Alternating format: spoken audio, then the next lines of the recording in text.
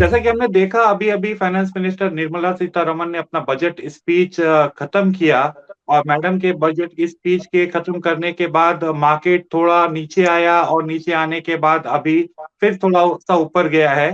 तो हम अपने पैनलिस्ट को फिर से इंट्रोड्यूस करते हुए आपके पास ले आते हैं। हमारे पास हैं अभी उत्कर्ष सिन्हा, ब्रिकली एडवाइजर्स से, मिस्टर नितिन बैजल जो कि टैक्स एक्सपर्ट हैं from Deloitte, and Richa Gupta ji हमारी इकोनॉमिस्ट हैं डेलॉयट इंडिया से, एंड हमारे पास आर वेंकट रमन है आईएफएल सिक्योरिटीज से। मिस्टर वेंकट, मार्केट का क्या ओवरऑल रिस्पांस रहा है बजट को? Are the expectations met? Actually अगर आप देखेंगे बजट का एक्सपेक्टेशन, सो मुझे लगता है कि जो मार्केट को इस बात से काफी खुशी हुई होगी, क्योंकि इस बार मैडम ने 5,54,लाख करोड़ से कैपिटल इन्वेस्टमेंट बढ़ा के 7,50,00,000 करोड़ कर दिया। सो ये मुझे लगता है कि ग्रोथ ओरिएंटेड बजट है, और ये काफी मतलब आत्मनिर्भर Bharat, make in India Bharat, export from India Bharat, वो सब स्कीम को मद्देनजर रखते हुए काफी सारा पुश किया गया है कैपिटल एक्सपेंडिचर पे, क्योंकि कैपिटल एक्सपेंडिचर करने से मल्टीप्लिकेटिव इफेक्ट होता है इकोनॉमी में, क्योंकि बहुत सारे अलाइड सेक्टर को भी बेनिफिट होता है। तो इस बात से जरूर मार्केट खुश है। और दूसरी बात यह है जिससे लगता है मुझे मार्केट काफी खुश है, क्योंकि कुछ नया टैक्स नहीं आया है। सो जनरली मोरलेस बाकी सब ठीक ठाक ही है। तो इस ये सबको ध्यान में रखते हुए आई थिंक मार्केट काफी खुश है इस बजट से। It is like mostly continuation of last years budget. काफी कुछ करेक्ट। ठीक है। अच्छी बात यह है कि कोई टैक्स नहीं आया।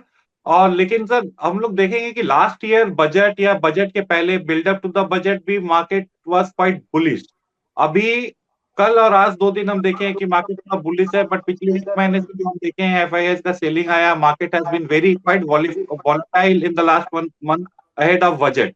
गोइंग फॉरवर्ड क्या एक्सपेक्टेशंस है? मार्केट कैसा दिखने वाला है? मैं आपका जो प्रश्न है उसको दो हिस्सों में बांटूंगा। एक है कि बजट के पहले क्या हुआ और रेस्ट ऑफ द ईयर में क्या होगा।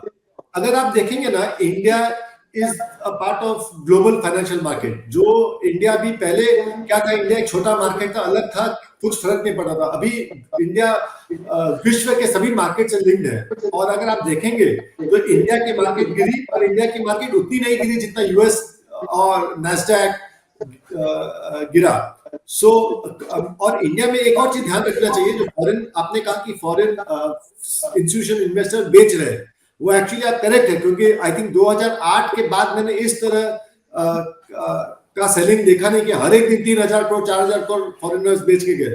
पर इसमें क्या नहीं, पहले जब 2008 में जो फंड्स फ्लो इंडिया में आती थी वो सब डेडिकेटेड फंड से आती थी। पर अभी क्या ना, इंडिया में बहुत सारे ईटीएफ फ्लोज आता है। ईटीएफ फ्लोज मतलब कोई इमर्जिंग मार्केट में पैसा करा तो उसका एक पोर्शन ऑटोमेटिकली इंडिया में आता है। जब अमेरिकन मार्केट्स का डिक्लाइन हुआ तो मुझे लगता है कि थोड़ा ईटीएफ आउटफ्लोज हुआ होगा, जिसके चलते इंडिया से भी पैसा निकला है। पर अगर रेस्ट ऑफ द ईयर के बारे में हमारा व्यू है कि मार्केट काफी अच्छा है, क्योंकि 3 चीजें है। एक, सबसे पहले कि इकोनॉमी में डेफिनेटली इंप्रूवमेंट है, उसमें कोई डाउट नहीं है। हमारा ऐसा मानना है कि निफ्टी का जो अर्निंग्स उसमें भी काफी ग्रोथ आएगा। और इकोनॉमिकली स्पीकिंग इंडिया काफी मतलब मजबूत विकेट पे है। और दूसरी बात है कि जो निफ्टी को अगर हेडलाइन नंबर देखेंगे तो इतना एक्सपेंसिव नहीं है। It is 18 times expensive, which is high, but keeping in view earnings growth उतना हाई नहीं है। और थर्ड, मुझे लगता है कि डोमेस्टिक इन्वेस्टमेंट भी काफी बढ़ रही है। तो अगर आप मेरे से पूछेंगे तो rest of the year Indian market should remain stable. एक दिन बजट का वॉलेटिलिटी को देख के निवेशकों को घबराना नहीं चाहिए। Mister Venkat, before we come to you again, एक बार हम नितिन बैजल जी के पास जाएंगे जो हमारे टैक्स एक्सपर्ट हैं। सर, टैक्सेशन फ्रंट में तो कुछ देखने को मिला नहीं फॉर सैलरीड और आम आदमी पर्सपेक्टिव। पीयूष जी, कुछ जो हमारी एक्सपेक्टेशन थी कि स्लैब रेट को चेंज करेंगे, 30 से 25% करेंगे, कॉर्पोरेट रेट के साथ लेके आएंगे, कुछ भी नहीं हुआ है। कोई चेंज नहीं किया है स्लैब रेट में, कोई स्टैंडर्ड डिडक्शन में बेनिफिट नहीं मिला है, कोई 80C 80D में कोई बेनिफिट नहीं मिला है। जबकि इस समय कोविड चल रहा है और एक्सपेक्टेशन थी कि 80D का बेनिफिट देना चाहिए, वो कुछ भी नहीं मिला है। एक स्पेसिफिक चेंज जो आया है, जो कि लोग बात कर रहे हैं जिसके बारे में, वो है आप अब एक नए तरह का टैक्स रिटर्न फाइल कर सकते हैं।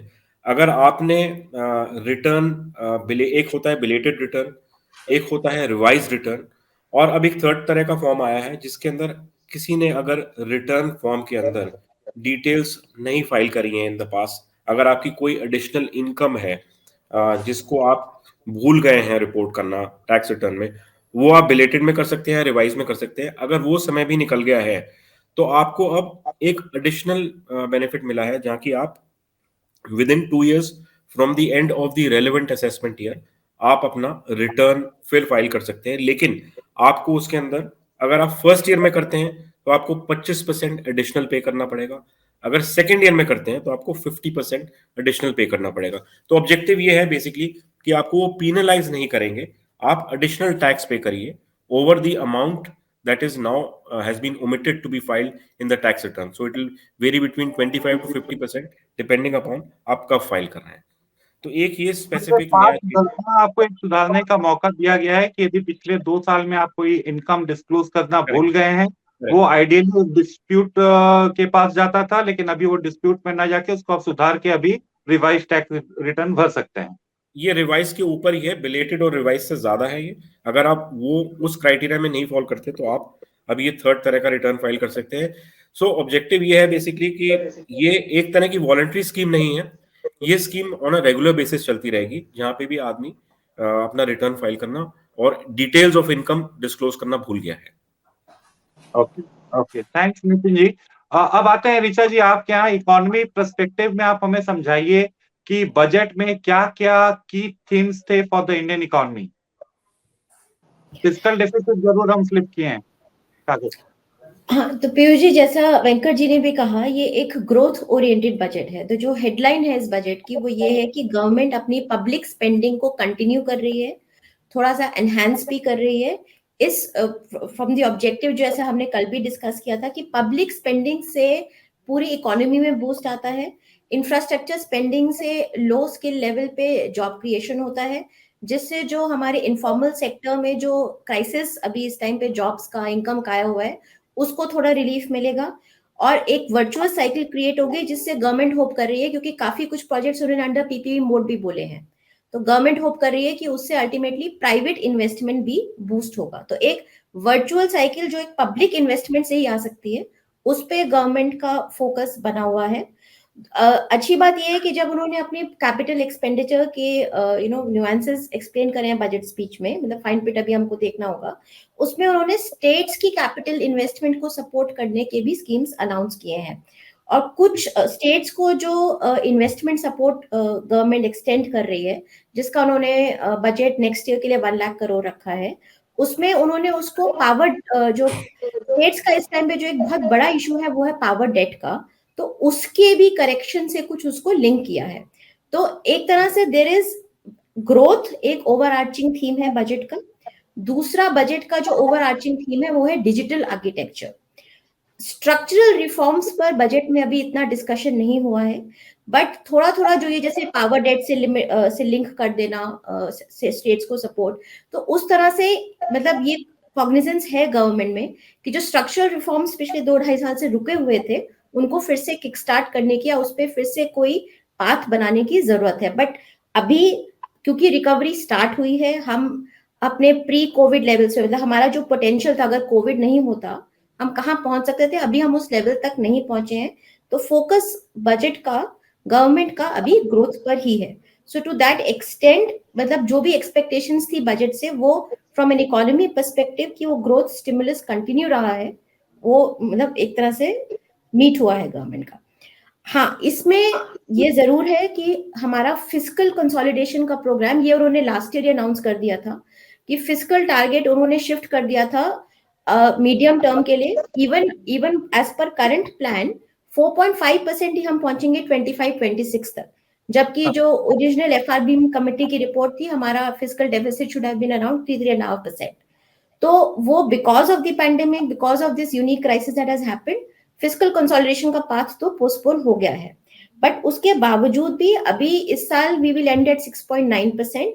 वो भी पॉसिबल इसलिए हो पाया है क्योंकि इकोनॉमी बीच बीच में ओपन होती रही, टेक्नोलॉजी सेक्टर्स ग्रो करते रहे, लार्ज कॉर्पोरेट्स ग्रो करते रहे, तो रेवेन्यू कलेक्शन और हमारा जो बिल्डअप था मैक्रोइकोनॉमिक फंडामेंटल्स का, हमारे फॉरेन एक्सचेंज रिजर्व्स बहुत स्ट्रांग थे, हमें फॉरेन एफडीआई और एफआईआई दोनों का फायदा रहा, इन्वेस्टमेंट इनफ्लोज रहे, तो इसके लिए भी इसको ये लिमिट कर पाए हैं 6.9% से। तो to that extend fiscal consolidation अभी इस टाइम पे प्राइमरी क्राइटेरिया नहीं होना चाहिए बजट को मेजर करने का या बजट पे ओपिनियन बनाने का।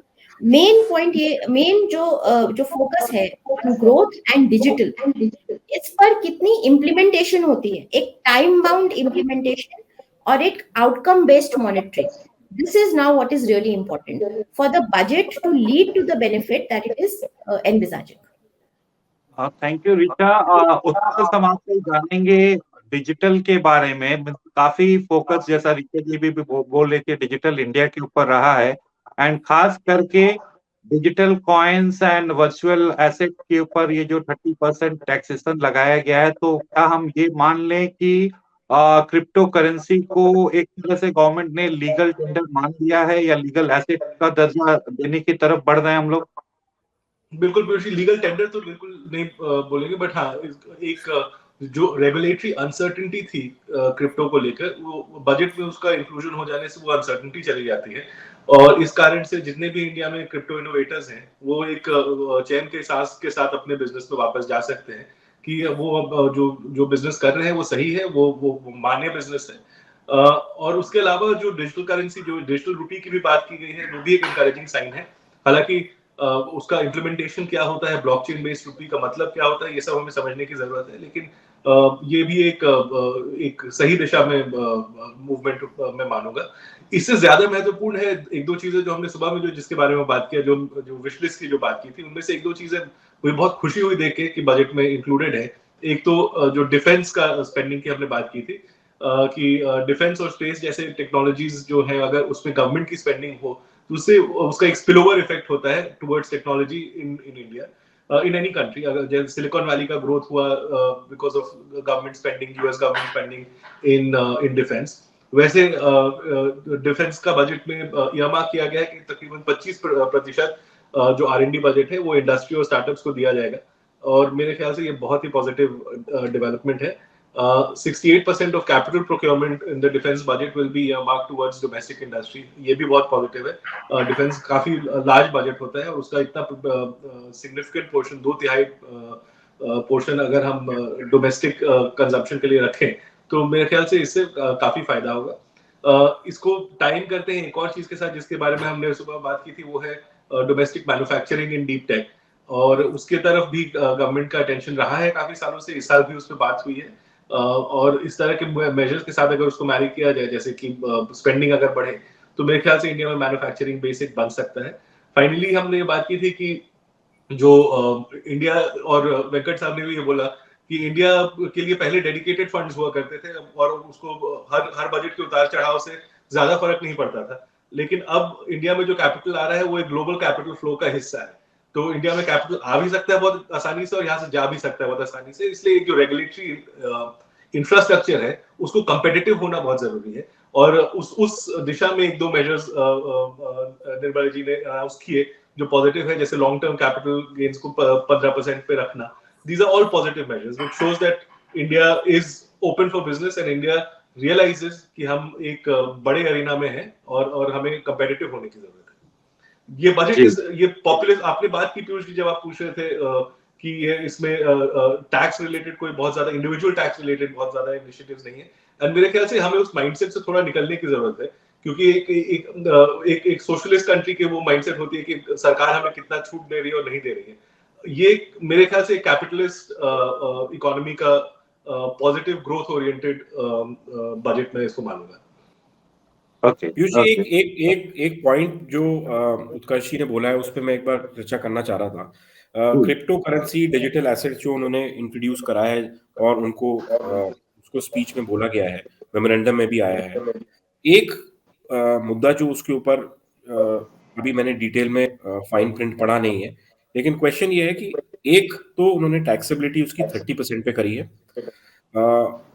The question is the government trying to encourage it? Because cost of acquisition सिर्फ उसकी ही सिर्फ डिडक्शन परमिटेड है, और कोई एक्सपेंडिचर जो इनकर करेंगे for obtaining that crypto currency is not permitted.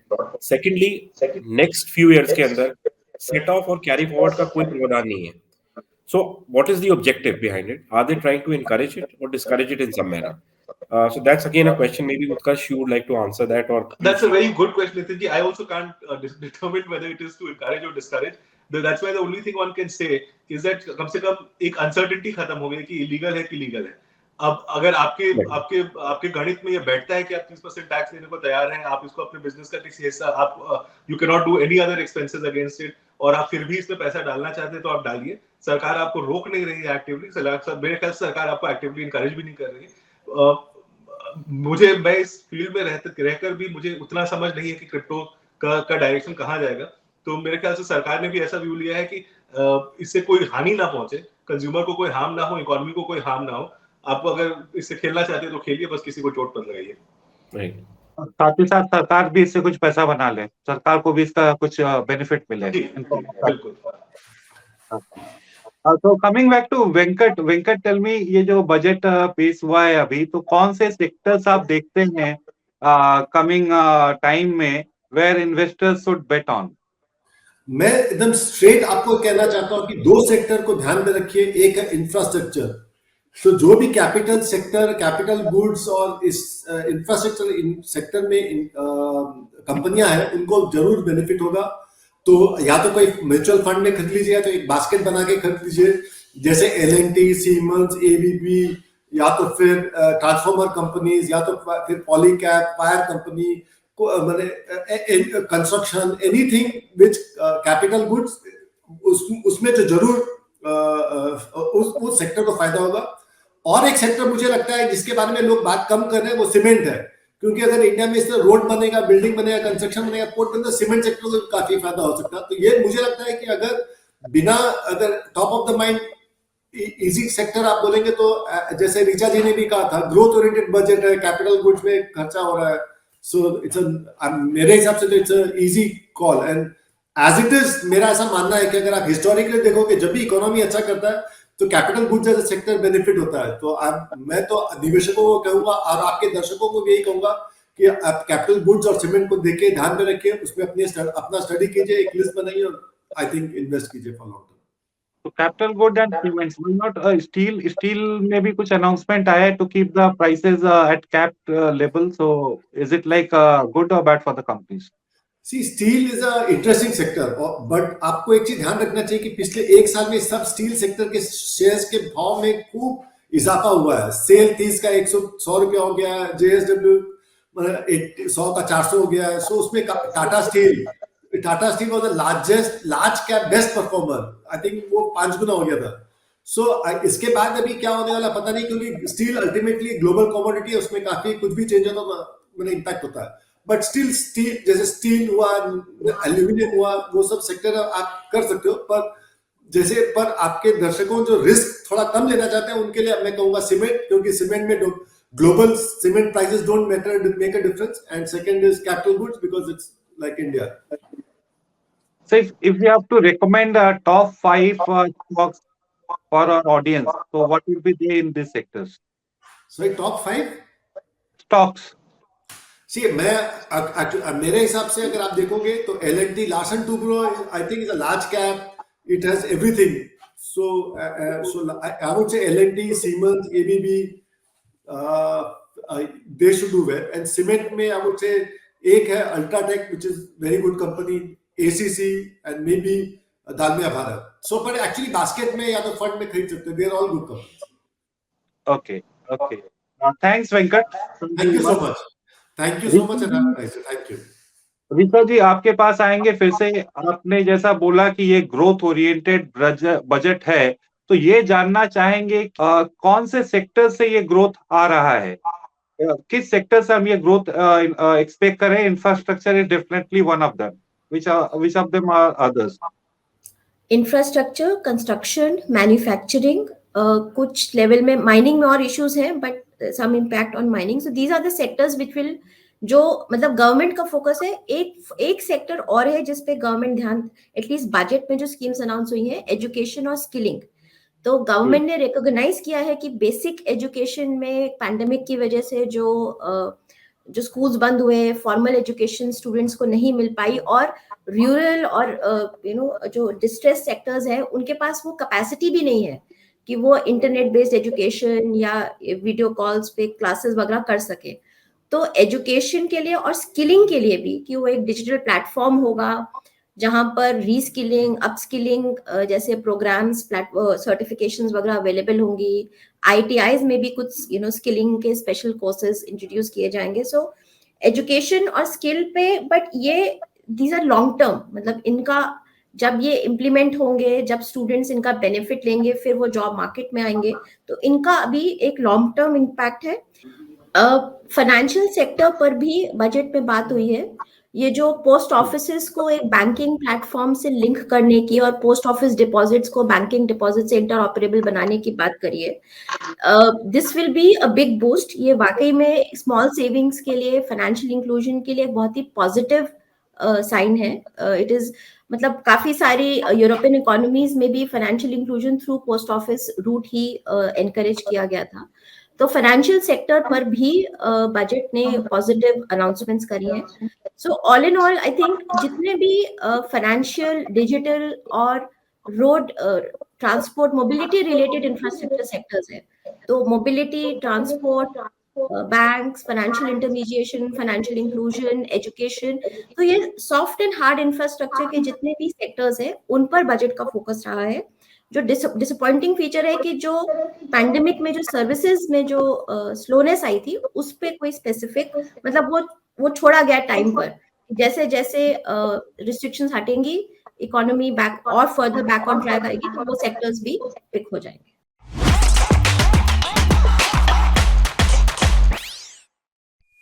Nitin ji, हम यही बात करें, अभी जैसे हमने बात कर रहे थे कि यदि पर्सनल इनकम टैक्स को हम कंपेयर करें तो ग्लोबल इकोनॉमीज के बीच में हम कहाँ खड़े होते हैं? Where are we and what should be our journey? So journey is that these rates have to certainly come down, because अगर हमने कॉर्पोरेट टैक्स रेट को ऑफ लेट नीचे लेके आए हैं, 25% पे लेके आए हैं for where the manufacturing is about 400 crores, so इन रेट्स को अगर हम 42%, अगर हम हायर स्लैब रेट देखें वो 42% तक जाता है। So there is a huge difference between 25% and 42%. If we look at global economies, US the tax rates are on the higher side. Singapore के अंदर कम है, ऑस्ट्रेलिया के अंदर भी एक हद तक ज्यादा टैक्स रेट है। अगर आप यूरोप के अंदर कुछ कंट्रीज में देखते हैं, वहां पे भी tax rates on the lower side है। तो ये वेरी कर रहा है डिपेंडिंग अपॉन, बट अगर आप दूसरे देशों में जाते हैं जहाँ पे कॉर्पोरेट टैक्स रेट्स को और पर्सनल टैक्स रेट्स को देखा जा रहा है, वहां पे मोर और लेस वो सिमिलर लेवल पे है। तो हमारे को, अगर एक आम आदमी जो कॉमन मैन है वो 25 से 30% या 35% टैक्स पे कर रहा है, और उनको कोई डिडक्शंस जनरली मिलती नहीं, बिकॉज नई, अगर आप देखें ओल्ड स्कीम और न्यू स्कीम जो आई थी, न्यू रेजिम और ओल्ड रेजिम, न्यू रेजिम में कोई हम बेनिफिट देना नहीं चाह रहे हैं। तो एक तरफ से हम टैक्स भी हायर कर रहे हैं और कोई बेनिफिट्स भी नहीं दे रहे हैं। तो एक हद तक वो नॉर्मल आम आदमी के लिए एक it's a double whammy for them. Maybe because कि न्यू रेजिम में एफएम का यही टारगेट है कि boss, I don't want to make it much complicated in terms of deductions and exemptions, so tax rate को भी कम रखें और ये एग्जेम्पशन और डिडक्शन ज्यादा ऐड नहीं करें, एक हाथ से दे दूसरे हाथ से ले टाइप्स। बेसिकली जो जिन लोगों को 15 लाख से ऊपर मिल रहा है, उनको न्यू रेजिम का कोई इतना एडवांटेज भी नहीं होता है। सो इसलिए आदमी जो है वो ओल्ड रेजिम पे ही वापस भाग रहा है। और क्या ऑब्जेक्टिव है न्यू रेजिम का, कितने लोगों ने परसेंटेज इन्होंने यूज किया है, वो भी बहुत लिमिटेड है। So I don't know what the government is thinking in terms of that. Okay, Utkarsh, coming back to you, we'd like to know कि in this this budget speech of FM हमने बहुत बार सुना, VC सुना, foreign investors सुना, and mostly technology का काफी सुना, since you operate in this media, tech and VC space. तो इस बजट का क्या मायने हैं इन सेक्टर्स के लिए, and what message is going to the foreign investors? जी, जैसा कि मैंने पिछले दफा भी कहा, कुछ काफी पॉजिटिव चीजें इसमें बताई गई हैं, which signals कि हम लोग अपने इंडिया को कंपेटिटिवली देख रहे हैं as a destination for capital. मेरे ख्याल से कुछ एरियाज हैं जहाँ पे कि अभी हमें और इनिशिएटिव्स की जरूरत है। जैसे इंडिया में एमएसएमई फंडिंग के लिए इक्विटी फंडिंग में बहुत कमी है, हमने सुबह भी इसके बारे में बात की। उस दिशा में हमें कुछ चाहे वो फंड फंड के रास्ते से हो या फिर कुछ स्पेसिफिक इंसेंटिव्स के रास्ते से हो, बट हमें वहां पे काफी ग्रोथ दिखाने की जरूरत है। एमएसएमईज को डेट के पर्सपेक्टिव से इस बजट में काफी अटेंशन मिला, चाहे वो एक्सटेंशन ऑफ ये कोविड डेट हो या फिर दी अदर फैसिलिटी ऑल्सो, मुझे भी नाम नहीं याद आ रहा है। इन दोनों के थ्रू डेट की तरफ काफी अटेंशन दिया गया है फॉर एमएसएमईज, बट इक्विटी का भी एक अटेंशन देना जरूरी है। टेक और मीडिया की तरफ से अगर देखा है, इनको दो भागों में बांटते हैं। मेरे ख्याल से मीडिया सेक्टर में इस बजट में ना कोई ज्यादा अनाउंसमेंट्स हुई है, ना उसकी जरूरत थी। अगर टेक्नोलॉजी और स्टार्टअप्स की दुनिया को देखें तो जैसा मैंने कहा, defence spending in the direction of Indian consumption, ये बहुत पॉजिटिव चीज है। अगर हम देखें तो सरकार ने बोला है कि इंडिया में मोबाइल मैन्युफैक्चरिंग के ऊपर काम किया जाएगा, 5G रोल आउट को बढ़ाया जाएगा। तो ये सारे वो मेजर्स हैं जो कि इंक्रीमेंटली टेक की तरफ एक पॉजिटिव टेलविंड डालती है। और टेक सेक्टर मेरे ख्याल से ऑलरेडी एक अच्छे रफ्तार पे अब चल रहा है। अगर बजट में उसकी तरफ इंक्रीमेंटली अच्छे मूव्स आते रहे, कोई बहुत लैंडमार्क मूव्स हम लोग we were not looking out for anything which was very landmark, and nothing landmark has been announced either. Okay, तो ऋचा जी ये बताइए कि जैसा उत्कर्ष जी बोले कि बजट का एक खास फोकस रहा है एमएसएमई सेक्टर के रिवाइवल के लिए, तो कहां से कहां तक हम जाते देख रहे हैं एमएसएमईज को? अभी तक उनका जो पेन पॉइंट्स है, आर दे ऑल एड्रेस्ड, क्या और भी कुछ पेन पॉइंट्स रह गए? नहीं, आई डोंट थिंक, मतलब एमएसएमई जो एज अ सेक्टर जो जिस टाइप का फोकस है, जिस टाइप का ग्रोथ एमएसएमई में चाहिए हमको, क्योंकि एमएसएमई ग्रो करेगा तभी इकोनॉमी की जो ग्रोथ है वो ब्रॉड बेस्ड होगी, जो हमारी फॉर्मलाइजेशन ऑफ द इकोनॉमी की वो बढ़ेगी। इनफॉर्मल सेक्टर का काम ही एमएसएमई में आता है पहले, तो वो फॉर्मलाइजेशन ऑफ द इकोनॉमी बढ़ेगी, उससे जॉब क्रिएशन भी होगी, उससे एक वेज ग्रोथ, एक मिनिमम वेज ग्रोथ से ऊपर वेज ग्रोथ के लेवल्स आएंगे। तो वो जो एक एमएसएमई सेक्टर की इंपॉर्टेंस है वो हर गवर्नमेंट समझती है, इस बजट में भी समझा है, बट वो अभी जो फोकस है वो उनको कोविड डिस्ट्रेस में जो उनको क्रेडिट सप्लाई चाहिए, जो क्रेडिट ग्रोथ चाहिए, अभी फोकस अभी पैंडेमिक रिलीफ की पर्सपेक्टिव से ही है एमएसएमई के ऊपर। बट एक एमएसएमई की एक लॉन्ग टर्म कि वो कैसे वो एक मॉडर्नाइज्ड एमएसएमई सेक्टर बने और कैसे वो एमएसएमई सेक्टर फर्दर एक लिंक हो हमारे जो हमारे स्टार्टअप इनोवेशंस है उसका फायदा एमएसएमई पे जाए, वो पर्सपेक्टिव अभी अगर वो बन रहा है तो वो अभी बजट में, मे बी वो बजट के अनाउंसमेंट नहीं है, वो सब्सिक्वेंट ईयर में सब्सिक्वेंट पॉलिसी अनाउंसमेंट्स में आएगा। लेकिन एमएसएमई को एक इनोवेटिव और एक मॉडर्नाइज तरीके से ब्रॉड बेस्ड ग्रो करने का वो अभी पॉइंट अभी that is still work in progress. जी, I agree with you. I think MSME India की जितनी एमएसएमई स्ट्रांग होगी उतनी ज्यादा इंडिया की जीडीपी स्ट्रांग होगी। I think there is going to be 100% correlation between the two. And ये सिर्फ इंडिया का एक्सपीरियंस नहीं है, ग्लोबली जहां पे भी micro small and medium scale enterprises को एक्सेस टू कैपिटल रहा है, एक्सेस टू मार्केट्स रहा है, वहां पे उस इकोनॉमी की ग्रोथ हुई है। If you look at China, if you look at Indonesia, if you look at Bangladesh, if you look at even USA and UK in their growth phases, MSME ही वो इंजन रहा है जिसके through वो growth आया है। और मेरे ख्याल से कुछ मेजर्स हैं, जैसे कि सिंगल विंडो रजिस्ट्रेशन, ये एक बहुत ईज ऑफ डूइंग बिजनेस के रास्ते के नजरिए से these are all helpful things. But जो जरूरी है वो है इम्प्लीमेंटेशन। जैसे ये इसकी भी जो एक्सटेंशन हुई है, जो सीजीटी एमएसई, उसमें 2 लाख करोड़ के मेरे ख्याल से कैपिटल डाला गया है for credit guarantee of MSMEs. ये जितनी जल्दी हो सके वो ज्यादा जरूरी है। वो 1 लाख करोड़ है या 2 लाख करोड़ हो, नेचुरली उससे फर्क पड़ता है, बट बहुत इंपॉर्टेंट है कि उसकी इम्प्लीमेंटेशन किस तरह से होती है। उस स्कीम की इम्प्लीमेंटेशन में जो अगर कोई गलतियां होती हैं तो उसके लिए फॉरबेरेंस है कि नहीं, क्योंकि हम लोग जो एमएसएमई सेक्टर में देखते हैं, public sector banks and undertakings में देखते हैं, एक बहुत रिस्क अवर्जन आ गया है। एंड उस रिस्क अवर्जन के कारण मेरे ख्याल से there is an actual impact on the economy and its speed of growth. उस रिस्क अवर्जन को हम लोगों को कम करने की जरूरत है, ताकि अगर सरकारी कर्मचारी से गलती हो और वो in the course of doing business हो, on the basis of good intelligence and business risk हो, तो उसके लिए उसको पेनलाइज नहीं किया जाए। So I think implementation is far more critical than anything that we can hear in the budget. Thank you so much, Utkarsh, Richa, and Nitin for joining us. Hope this growth-oriented budget में India को काफी योगदान मिले going forward, क्योंकि मतलब personal taxation के front से ज्यादा बेनिफिट नहीं मिला है, but indirect benefit in terms of more job creation, in terms of more employment generation, in terms of more formalization of the economy from the MSME sector. ये होता दिख रहा है, and we'll look forward to your expert inputs going further also. Thanks for joining us. Thank you. Thank you so much. Thank you. Bye. ABP News आपको रखे आगे।